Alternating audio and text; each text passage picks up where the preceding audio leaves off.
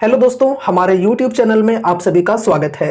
तो इस वीडियो में हम वारी रिन्यूएबल टेक्नोलॉजीज स्टॉक के ऊपर डिस्कशन करने वाले हैं। आज के दिन इस स्टॉक में हमें -16% की एक बड़ी गिरावट देखने को मिल रही है। इस गिरावट के पीछे रीजंस क्या हैं ये हम लोग समझेंगे, साथ ही साथ कुछ इंपॉर्टेंट पॉइंट्स को भी डिस्कस करने वाले हैं। वीडियो के साथ एंड तक बने रहना। चलो स्टार्ट करते हैं। देखो दोस्तों, फ्राइडे के दिन हमने एक वीडियो के माध्यम से आप सभी लोगों के साथ एक अपडेट शेयर किया था कि यहाँ पर जो अब सर्किट लिमिट है दोस्तों, ये अब चेंज हो चुकी है। 5% की पहले थी, जिसे बढ़ा करके अब 20% का कर दिया गया है। एंड ये जो चेंजेस हैं ये कब हुए थे? फ्राइडे के दिन आफ्टर मार्केट क्लोजिंग। इसलिए फ्राइडे के दिन हमें -5% की लोअर सर्किट के साथ यहाँ पर क्लोजिंग देखने को मिली थी, ठीक है। और हमने उस दिन आफ्टर मार्केट क्लोजिंग इस अपडेट को जब डिस्कस किया था तो ये भी कहा था कि अब यहाँ पर जो वॉल्यूम है ये काफी ज्यादा बढ़ते हुए देखने को मिल सकती है। अगर कुछ अच्छी खबर हुई तो स्टॉक के अंदर तेजी से एकदम हमें ग्रोथ देखने को मिल सकती है, मतलब 20% तक की हमें तेजी देखने को मिल सकती है। लेकिन अगर कुछ बुरी खबर हुई तो स्टॉक के अंदर 20% तक की गिरावटें भी देखने को मिल सकती है। और देखो यहाँ पर ये जो सर्किट लिमिट है ये चेंज होते के साथ आज फर्स्ट दिन है और यहाँ पर उसका इंपैक्ट हमें देखने को मिल गया है। यहाँ पर -16% की गिरावट हमें देखने को मिल रही है फिलहाल। एंड देखो, अगर ये जो लिमिट है ये चेंज नहीं हुई होती, 5% की लिमिट अगर अभी तक रहती तो यहाँ पर इतना गिरावट नहीं आता आज के दिन। जैसा कि केपीआई ग्रीन एनर्जी के अंदर हमें देखने को मिल रहा है, यहाँ पर भी -5% की लोअर सर्किट लगी हुई है स्टॉक में, ठीक है। एंड यहाँ पर चूंकि सर्किट लिमिट जो है ये चेंज हो चुकी है तो यहाँ पर गिरावट का माहौल पूरे बाजार में ही बना हुआ है। तो यहाँ पर भी उसी प्रकार से हमें गिरावटें काफी ज्यादा देखने को मिल रही है, ठीक है। अब देखो, क्या ऐसी कोई बुरी खबर आई है इस कंपनी से रिलेटेड? तो देखो, वैसी कोई भी बात नहीं है। इस कंपनी से रिलेटेड कोई भी बैड न्यूज नहीं आई है जिसकी वजह से यहाँ पर गिरावट आ रही हो, ठीक है। ओवरऑल पूरे बाजार की बात करें तो पूरे बाजार में ही काफी ज्यादा सेलिंग चल रही है। यहाँ पर देखो, लगभग सभी इंडाइसेज में हमें काफी ज्यादा सेलिंग देखने को मिल रही है। सभी इंडाइसेज देखो रेड में हमें देखने को मिल रहे हैं। निफ्टी 50, नेक्स्ट 50, फिर mid cap 50, mid cap 100, small cap 50, small cap 100, सभी के अंदर काफी ज्यादा करेक्शंस हैं। स्पेशली यहाँ पर अगर हम स्मॉल एंड मिड कैप्स के शेयरों की बात करें तो फिलहाल के समय में ये शेयर्स काफी ज्यादा पिट रहे हैं। अगर आपके पोर्टफोलियो में स्मॉल एंड मिड कैप्स का एलोकेशन काफी ज्यादा है तो उसी प्रकार से आपके पोर्टफोलियो का हाल भी हो रहा होगा, ठीक है। डे बाय डे काफी ज्यादा गिरावटें देखने को मिल रही होंगी। एंड यहाँ पर अगर हम सेक्टोरल वाइज बात करें तो देखो, आज के दिन कोई भी ऐसा सेक्टर नहीं है जहां पर गिरावट नहीं हो रही हो। सभी देखो सेक्टर जो है वो रेड में है। यहाँ पर Nifty bank, auto, financial services, IT, media, FMCG, pharma, health care, metal, जो भी है सभी के अंदर हमें देखो काफी ज्यादा गिरावटें देखने को मिल रही है। अब इस गिरावट के पीछे रीजंस क्या है ये हम लोग समझते हैं। वैसे तो देखो, इस महीने में जो गिरावट आई है आज के दिन, ये कोई नई गिरावट नहीं है भाई, ठीक है। काफी ज्यादा करेक्शंस हमें पिछले कुछ दिनों से ही देखने को मिल रहे हैं, दिसंबर मंथ से ही देखने को मिल रहे हैं बाजार में, ठीक है। अब देखो, इसके पीछे रीजंस क्या है ये हमने कुछ टाइम पहले ही डिस्कस किया था। काफी सारे रीजंस हैं गिरावट के पीछे। लाइक देखो, अभी क्या है कि हमारा जो रुपीज है ये टूट रहा है, ठीक है। इस वजह से एफआईआई जो है ये काफी ज्यादा सेलिंग कर रहे हैं, हमारे बाजार से बेचकर निकल रहे हैं। फिर यहाँ पर हमारा जो इन्फ्लेशन का डेटा है वो काफी खराब आया, जीडीपी ग्रोथ का डेटा वीक आया, ठीक है। इस वजह से यहाँ पर बाजार में बैड इंपैक्ट पड़ा है। साथ ही साथ बजट एंड Q3 अर्निंग्स, इन दोनों के वजह से भी गिरावटें चल रही है, ठीक है।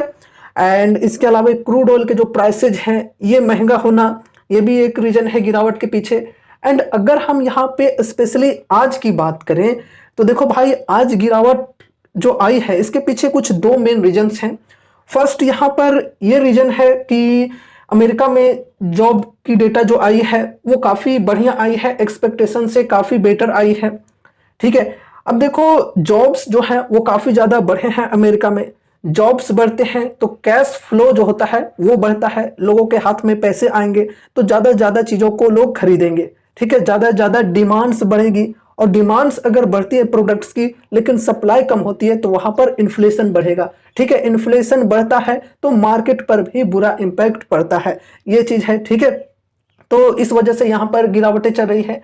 एंड इसके अलावा यहाँ पर हम रेट कट की बात करें तो रेट कट को लेकर भी कुछ खास अच्छी खबर नहीं है। यहाँ पर रेट कट को लेकर भी कुछ बड़ी एक्सपेक्टेशंस नहीं है कि इस फाइनेंशियल ईयर में कुछ बहुत ही बेटर हमें रेट कट देखने को मिल जाए। तो इस वजह से भी यहाँ पर गिरावटें चल रही हैं। तो अभी के समय में कुछ ये दो बड़े रीजंस हैं गिरावट के पीछे। साथ ही साथ यहाँ पर आप जो हमारा रुपीज टूट रहा है डे बाय डे, इसके वजह से भी गिरावटें चल रही है हमारे बाजार में। डॉलर के कंपैरिजन में हमारा जो रुपीज है ये कमजोर होते जा रहा है धीरे धीरे करके। तो ये भी एक मुख्य कारण है बाजार में गिरावट के पीछे, ठीक है। तो अभी के समय में पूरे बाजार में ही गिरावट चल रही है, ठीक है। ऐसा नहीं है कि किसी एक ही स्टॉक में गिरावट चल रही है, और जो स्टॉक पहले से टेक्निकली कमजोर थे उन स्टॉक्स के अंदर हमें ज्यादा करेक्शंस देखने को मिल रहे हैं, ठीक है। तो देखो यहाँ पर आज के दिन वारी रिन्यूएबल्स के अंदर काफी ज्यादा करेक्शंस देखने को मिल रहे हैं। साथ ही साथ केपीआई ग्रीन एनर्जी या फिर टाटा पावर, इन्हीं के सेक्टर की अगर हम बात करें तो उनके अंदर भी गिरावटें चल रही है, लेकिन वहां पर गिरावटें थोड़ी कम है इसके कंपैरिजन में, ठीक है। अब देखो यहाँ पर अगर हम आज के वॉल्यूम की बात करें तो अभी जब मैं वीडियो बना रहा हूं यहाँ पर देखो 11:30 बज रहे हैं तकरीबन सुबह के। एंड उसके बाद यहाँ पर अगर हम वॉल्यूम की बात करें तो देखो 79 करोड़ की यहाँ पर वॉल्यूम चल रही है फिलहाल, ठीक है। काफी ज्यादा यहाँ पर जो वॉल्यूम है ये बड़ी है, क्योंकि जो लिमिट है ये चेंज हो चुकी है। एंड सर्किट लिमिट्स के अकॉर्डिंग देखें तो यहाँ पर देखो अगर तेजी आती है तो स्टॉक जो है ये 1426 के प्राइस तक जा सकता है आज के दिन। एंड अगर गिरावट आती है तो यहाँ पर 951 के प्राइस तक जा सकता है गिरकर, ठीक है। 20% की लिमिट्स के अकॉर्डिंग बात कर रहा हूँ। साथ ही साथ एएसएम अपडेट है यहाँ पर कि ये जो स्टॉक है ये लॉन्ग टर्म एएसएम स्टेज 1 में आ चुकी है। 10 जनवरी को ही स्टेज 1 में एंट्री हुई थी, हमने इसकी भी अपडेट पहले ही दे दिए थे। अब देखो यहाँ पर अगर हम मार्केट कैप की बात करें तो देखो दोस्तों मार्केट कैप जो है ये 10,606 करोड़ की हो चुकी है कंपनी की। फिर स्टॉक पी 53.2 की, इंडस्ट्री पी 62.3 की। तो इंडस्ट्री पी के कंपैरिजन में स्टॉक की पी कम हो चुकी है। अगर यहाँ पर हम मीडियन पी के साथ कंपेयर करें तो 5 इयर्स की मीडियन पी है 45.7 की। तो मीडियन पी के आसपास यहाँ पर स्टॉक की जो पी है ये पहुंच चुकी है। फिर पी रेशियो 0.22 की है। तो वैल्यूएशन की ओवरऑल हम बात करें तो वैल्यूएशन ठीक है यार। अगर हम 52 वीक हाई के लेवल की बात करें 3038 के प्राइस पर जब स्टॉक हुआ करता था तब स्टॉक की पी 300 के करीब हुआ करती थी। एंड देखो यहाँ पर अभी 50 के तकरीबन हो चुकी है यहाँ पर। तो पहले के कंपैरिजन में अभी जो पी रेशियो है यहाँ पर काफी बढ़िया हो चुकी है, ठीक है। वैल्यूएशन जो है ये पहले के कंपैरिजन में काफी बढ़िया हो चुकी है। अब यहाँ पर अगर हम करेक्शंस की बात करें तो आज की करेक्शन आने के बाद 52 वीक हाई के लेवल से हम देखें तो तकरीबन स्टॉक जो है ये -67 to 68% तक करेक्ट हो चुकी है। काफी ज्यादा करेक्शन हमें स्टॉक के अंदर देखने को मिल चुके हैं, ठीक है। एंड आज स्टॉक के अंदर तकरीबन 990 की लो लगी हुई है अभी जब मैं वीडियो बना रहा हूं। वैसे यहाँ पर हमने पहले से एक सपोर्ट का लेवल ड्रॉ कर रखा था, ये वाला लेवल जो कि है 1011 का, ठीक है। इसके नीचे प्राइस जो है ये जाने की पूरी कोशिश कर रहा है। 990 का लो लगाया है, लेकिन मार्केट क्लोज होते होते देखते हैं प्राइस जो है ये कहां तक गिरकर जाता है, ठीक है। वैसे आज के लिमिट्स के अकॉर्डिंग देखें तो 950 तक ही जा सकता है, यहाँ पर 950 तक या फिर कहें 951, ठीक है। तो यहां तक अगर प्राइस जाता है तो यहां पर -20% की लोअर सर्किट लग जाएगी स्टॉक में, ठीक है। अब देखो यहां पर अगर गिरावटें इसी प्रकार से मार्केट में बनी रही तो स्टॉक इस सपोर्ट को क्या यार इस सपोर्ट को भी तोड़ सकता है और फिर और भी नीचे जा सकता है। अभी जो मार्केट का जो सिनेरियो है ये काफी मतलब कमजोर है, ठीक है। कुछ ना कुछ रीजंस की वजह से गिर ही रहे हैं और गिरावट के पीछे काफी सारे रीजंस हैं भाई, जैसा कि अभी हमने डिस्कस किया। तो इस वजह से देखें तो अभी काफी ज्यादा करेक्शंस चल रहे हैं स्टॉक में। लेकिन फंडामेंटल्स की बात करें तो ओवरऑल फंडामेंटल्स कंपनी के बढ़िया हैं। अगर आपको इंटरेस्ट है लॉन्ग टर्म के लिए, आप रिन्यूएबल सेक्टर में हाई रिस्क के साथ चलना चाहते हो तो इस कंपनी के ऊपर अपनी स्टडी करके चल सकते हो। लेकिन जैसा कि मैं अक्सर कहा करता हूं कि ये जो कंपनी है ये very high risky very high rewarding type की कंपनी है, तो इसलिए सोच समझकर ही यहां पर अमाउंट्स लगाने हैं, ठीक है। ऐसा ना हो कि अपने पोर्टफोलियो का एक बहुत ही बड़ा एलोकेशन दे दिया, तो इस गलती को करने से बचना है। अगर हम परसेंटेज वाइज बात करें तो मैक्सिमम 2 to 5% का ही एलोकेशन देना चाहिए ऐसे स्टॉक्स के अंदर, ठीक है। 5% से तो ज्यादा यार होना ही नहीं चाहिए, ठीक है। इससे ज्यादा अगर वेटेज देते हो, एलोकेशन देते हो, तो उसी अकॉर्डिंग रिस्क जो है यहाँ पर ये काफी बढ़ सकती है, ठीक है। अब देखो दोस्तों, अगर आपने यहाँ पर लॉन्ग टर्म इन्वेस्टमेंट के पॉइंट ऑफ व्यू से हाई के लेवल्स पर खरीदारी कर रखे हैं और अभी तक अगर आप यहाँ पर होल्ड कर रहे हो तो आपको लॉसेज भी काफी ज्यादा हो रहे होंगे। तो ऐसे में आपके पास क्या ऑप्शंस हैं ये अभी हम लोग समझते हैं। देखो दोस्तों, सबसे पहले तो एक डिस्क्लेमर होगी कि ये कोई रिकमेंडेशंस या फिर एडवाइज नहीं है। हम लोग जो भी चीजों को डिस्कस करने वाले हैं वो सिर्फ और सिर्फ एजुकेशनल पर्पज से करने वाले हैं। इस स्टॉक के अंदर बाय या सेल से रिलेटेड कोई भी कॉल टिप रिकमेंडेशंस या फिर एडवाइजरी मैं आपको नहीं देने वाला हूं।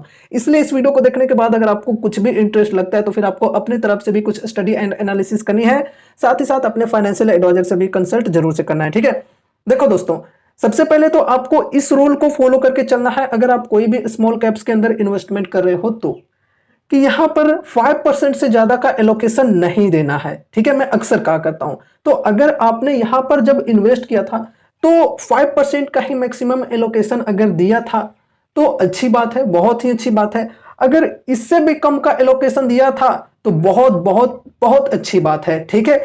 और अब चाहो तो यहां पर आप ये 5% का जो परसेंटेज है इसे मेंटेन करने के लिए यहां पर आप इधर के लेवल्स पर एक्यूमुलेट कर सकते हो, ठीक है। लेकिन हाँ, फिर से कहना चाहूंगा कि एक्यूमुलेट करने के चक्कर में ऐसा ना हो कि 5% से ज्यादा का एलोकेशन हो जाए, ठीक है। इस चीज को ध्यान में रखकर चलना है। अगर आपने ऑलरेडी यहां पर 5% या फिर थोड़ा बहुत इससे ज्यादा अगर अमाउंट्स लगा रखे हैं और अभी तक होल्ड करें तो आपको लॉसेज भी काफी ज्यादा हो रहे होंगे, तो आप क्या कर सकते हो। तो देखो भाई, अब यहां पर और ज्यादा अमाउंट्स लगाना काफी ज्यादा रिस्क हो सकता है, तो इसलिए यहां पर अब थोड़ा वेट करके चल सकते हो आप लोग। और मैं एक चीज हमेशा कहा करता हूं कि स्मॉल कैप्स के अंदर अगर आप इन्वेस्टमेंट कर रहे हो तो उतना ही अमाउंट्स लगाओ जितना कि आप रिस्क लेने को तैयार हो, ठीक है। अगर वो सारा का सारा अमाउंट्स चला भी जाए तो आपको उससे कोई फर्क ना पड़े, तो इस सोच के साथ वैसे ही अमाउंट्स लगाओ, ठीक है। तो यहां पर देखो, अगर आपके लिए वो जो अमाउंट है ये एक छोटा सा ही अमाउंट है तो फिर आप होल्ड करके बैठ सकते हो। अगर आपने यहां पर इस सोच के साथ इन्वेस्टमेंट किया था कि चलो इतना अमाउंट लगा देते हैं, ये पूरा का पूरा लॉस में भी चला जाए तो उससे कोई मुझे फर्क नहीं पड़ने वाला है, ठीक है। साथ ही साथ एक और ऑप्शन होता है कि स्मॉल कैप्स के अंदर अगर आप इन्वेस्ट कर रहे हो तो ये आप समझकर चलो कि इसका 50% या फिर 60% लॉस में चला जाए तो वहां से मैं लॉस बुक करके निकल जाऊंगा, ठीक है। इस प्रकार से तो यहां पर अगर आपको अभी 50% 60% तक के लॉसेज हो रहे हैं और इस वजह से आप अपना कैपिटल जो बचा हुआ है उसे बचाना चाहते हो तो आप यहां पर लॉस बुक करके निकल सकते हो, ठीक है। अभी की अगर हम बात करें तो तकरीबन 68% की गिरावट आई है स्टॉक में, ठीक है। मानकर चल सकते हैं 70%, तो 70% का जो लॉस है ये काफी बड़ा लॉस है, ठीक है। अब आपके पास मात्र कैपिटल का 30% बचा हुआ है, तो आप वो 30% का अमाउंट रखकर क्या कर लोगे, है कि नहीं। आपके पोर्टफोलियो के हिसाब से अगर वो काफी छोटा सा वेटेज है तो फिर आप उसे निकाल कर क्या ही कर लोगे, है कि नहीं। तो छोड़ दो, यहां पर अगर रिकवरी आएगी तो फिर शानदार तरीके से तेजी भी आएगी 20-20% के, तो फिर आपको मजा भी आएगा बाद में, ठीक है। तो यहां पर जैसा कि हमने बोला कि उतने ही अमाउंट्स लगाओ जितना कि आप रिस्क लेने को तैयार हो, वो सारा का सारा अमाउंट्स चला भी जाए तो आपको उससे कोई फर्क ना पड़े, इस सोच के साथ इन्वेस्टमेंट करनी है, ठीक है। और इस सोच के साथ यहां पर आप छोड़ सकते हो वो 30% को निकालकर आप क्या कर ही लोगे, है ना। अगर आपके हिसाब से वो जो 30% है उसकी अहमियत भी काफी ज्यादा है और आप चाहते हो कि नहीं, अब मैं इस स्टॉक के चक्कर में नहीं पड़ने वाला, मुझसे गलती हो गई, अब मैं इसके ऊपर ध्यान नहीं दूंगा और मैं 30% का जो अमाउंट है उससे लेकर निकलना चाहता हूं, तो आप ये भी कर सकते हो। तो ये सारे रास्ते हैं आपके पास, ठीक है। सभी रास्ते को हमने यहाँ पर डिस्कस किया है। अब सोचना आपको है कि किस रास्ते पर चलना है। अगर अभी कोई न्यू इन्वेस्टमेंट करने की सोच रहे हैं यहाँ पे, तो इस चीज को ध्यान में रखकर चलना है और जो मैंने स्मॉल कैप्स के अंदर इन्वेस्टमेंट के लिए रणनीति को बताए हैं उन चीजों को ध्यान में रखकर ही इन्वेस्टमेंट करना है, बहुत ही बड़ा वेटेज देने से बचना है, ठीक है। अभी यहाँ पर अगर इन्वेस्टमेंट करने की सोच रहे हैं तो भाई साहब देखो, गिरावट चल रही है। अभी इस स्टॉक के अंदर अगर गिरावटें देखने को मिल जाती हैं कल भी, तो फिर यहाँ पर इजिली 850 के लेवल को स्टॉक टच कर सकता है, ठीक है। तो इस लेवल से यहाँ पर आप SIPs की शुरुआत करने की सोच सकते हो, ये आपके पास पहला ऑप्शन है। दूसरा ऑप्शन आपके पास ये है कि आप चाहो तो Q3 के अर्निंग्स एंड बजट का वेट करके चल सकते हो, ठीक है। यहाँ पर अगर Q3 एंड बजट में अच्छी चीजें देखने को मिलती है तो फिर स्टॉक के अंदर रिकवरी के चांसेस होंगे और ऐसे में एक कंफर्मेशन के साथ यहां पर आप एंट्री लेने की सोच सकते हो। ठीक है, साथ ही साथ एक चीज और यहां पर मैं इंक्लूड करना चाहूंगा पहले वालों के लिए कि जो लोगों को काफी लॉसेज हो रहे हैं वो क्या कर सकते हैं कि देखो भाई, अगर यहां पर स्टॉक के अंदर थोड़ी बहुत रिकवरी देखने को मिलते हैं तो वहां पर चाहो तो आप निकल सकते हो। ठीक है, ये भी आपके पास एक रास्ता हो जाता है। तो दोस्तों, ये रही हमारी आज की वीडियो वारी रिन्यूएबल टेक्नोलॉजी से रिलेटेड। काफी सारे इंपॉर्टेंट चीजों को अभी हमने डिस्कस किया है। उम्मीद है कि इस वीडियो के माध्यम से आपको कुछ यूजफुल इन्फॉर्मेशन मिले होंगे। तो वीडियो को लाइक करके चैनल को सब्सक्राइब कर देना और मिलते हैं अगले नए वीडियोज के साथ। तब तक के लिए बाय बाय।